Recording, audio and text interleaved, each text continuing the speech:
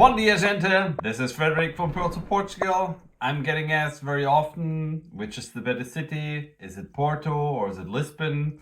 This is something you have to try yourself or try it yourself. You have to visit the cities.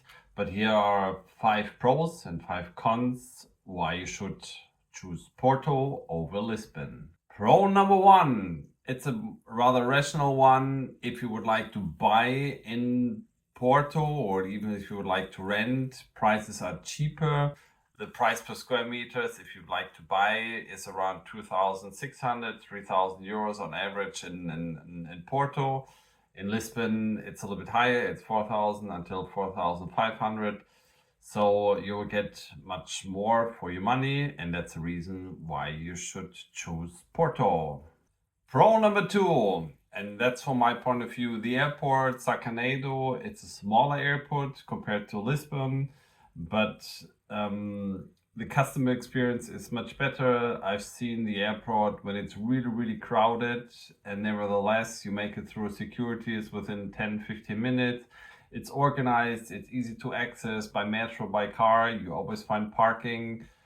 It's well connected to European destinations. It also has a lot of low-cost carriers connected, which makes flying even much more accessible. So I think that's a big pro, the Sacaneiro airport compared to Lisbon. Pro number 3, I think Porto is definitely a little bit more authentic in terms of being a Portuguese city.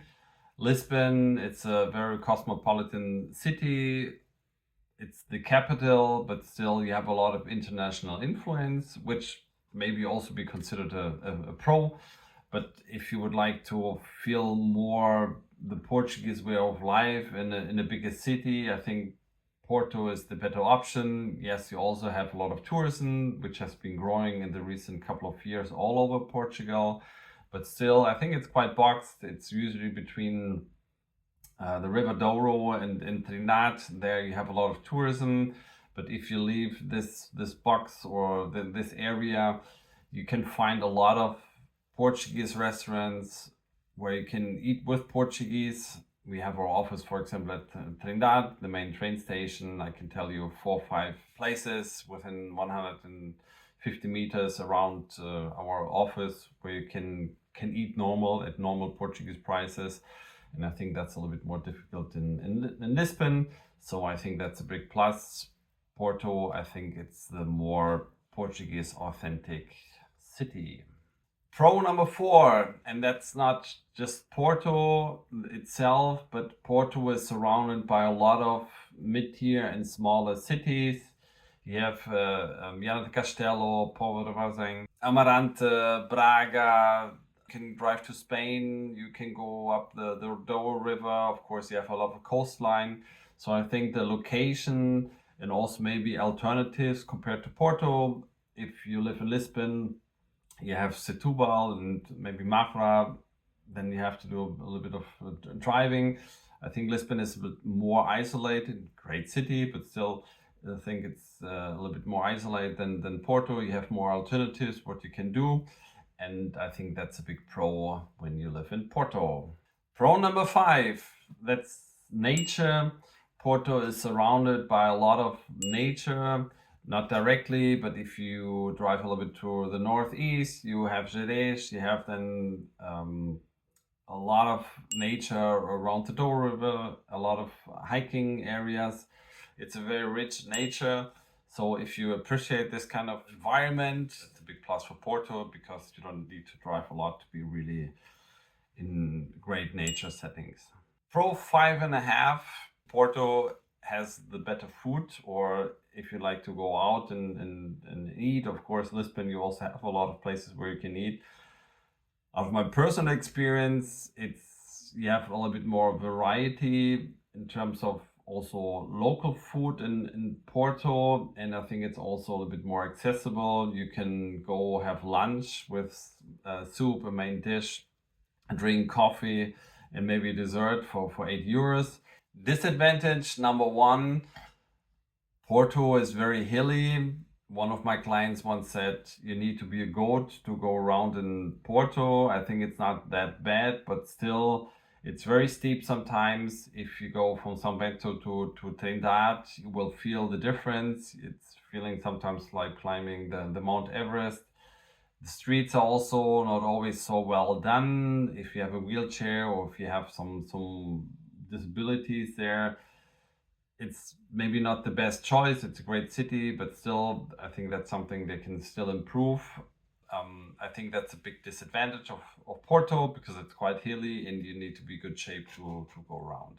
Disadvantage number 2, I think it's also the weather. Porto, it's quite warm. It's a southern city, but still, if you compare to Lisbon and of course the Algarve, you'll notice that it rains much more and it's also colder. So when you have maybe 16 degrees sometimes in January at the Algarve, you have maybe 10, 12 degrees in Porto. This is something you feel. 10, 12 degrees in the winter, it's also not so bad, but still it's a difference. And if you're looking for a really cozy environment, then Porto definitely is not the right choice. So I think that's quite disadvantage if you're looking for warm weather. Disadvantage number 3. People in Portugal are very open-minded. They're welcoming, very sympathetic people.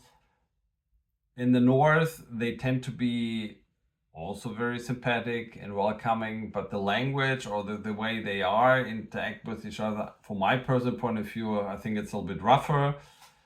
The language sometimes can be quite strong. So if you're a delicate person, Porto might not be, I don't know, I wouldn't say the wrong place, but that's something you have to get used to. Disadvantage number 4, Portugal has a lot of great beaches. If you see the pictures, looks great, blue sky. The problem is in the north, especially also around Porto, the beaches aren't cold, the water is very cold. So you cannot really swim there. Currents are very strong and many times of the year it's even not recommended because you can be pulled into the open water. So I think that's a disadvantage. Disadvantage number 5, this also has to do with the airport.